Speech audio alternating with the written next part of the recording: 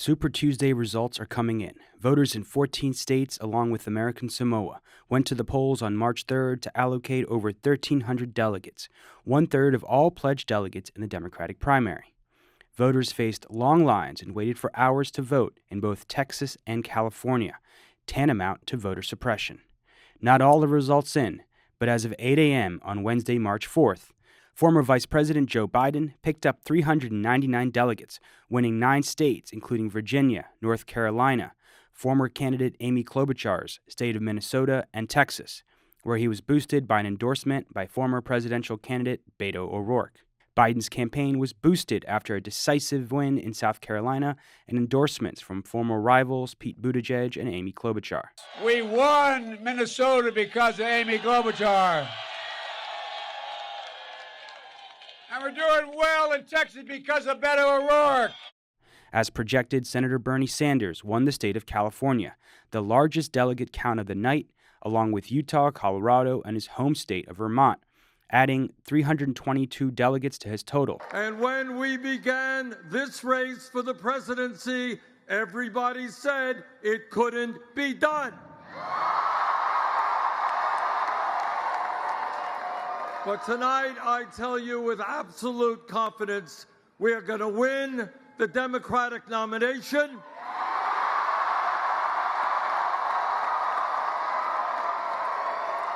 And we are going to defeat the most dangerous president in the history of this country.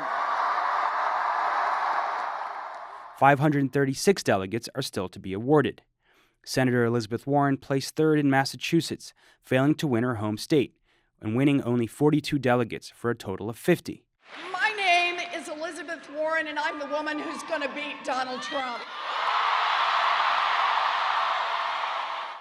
The Warren campaign was reportedly assessing the path forward on Wednesday.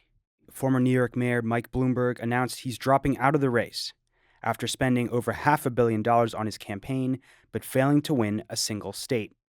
After top finishes in Iowa, New Hampshire, and Nevada vaulted Sanders into frontrunner status, the Democratic establishment coalesced around Biden, giving him momentum to exceed expectations on Super Tuesday. But with half of the primary still ahead and 7 states voting in primaries on March 10th, it's unclear if that momentum will hold. The establishment argument against Sanders is that he's not electable, he's too extreme, and could cost Democrats control of the House. We got a response to those claims from some of the 10,000 Bernie Sanders rally attendees in Springfield, Virginia on February 29th. So his critics say he's too radical. He's a socialist, and they say he's going to lose to Trump, and the Democrats are going to lose the House. How do you respond to that? Those people who is talking about socialism, they don't know what socialism means. What the capitalism means. Yeah. This is United States of America for everybody. But as we have the majority, the middle class people and lower class people have to have the right to have decent life too. I think we have a pretty wide variety of voters here for Sanders. Some people who even used to be former Republicans. In 2016, we went with what the establishment Democrats wanted, and we ended up losing that election. So I think we need to put the power back in the people. I think his democratic socialism is far different than socialism. He's definitely not a communist. People will try to do that, but I think that they'll be wrong, and I think the American public, for the most part, will see beyond that.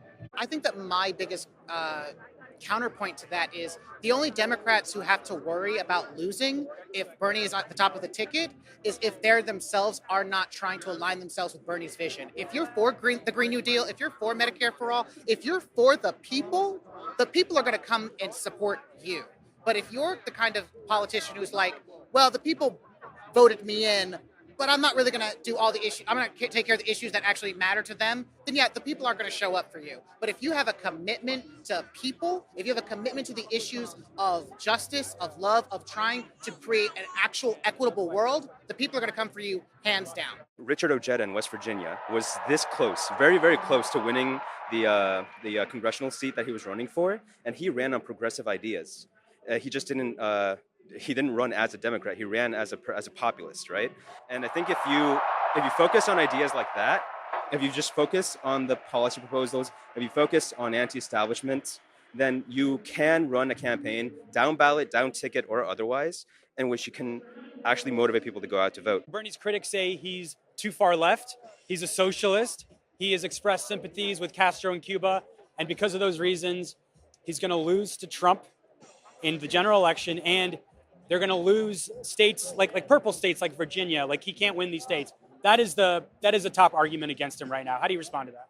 I respond that we've had people in the past that have similar beliefs, and people are just labeling him without really knowing what his issues are about.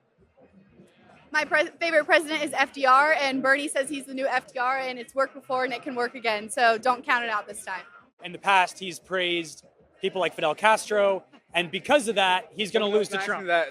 Another news reporter asked me that today. She said, why does Bernie support all these, dictators like from Cuba?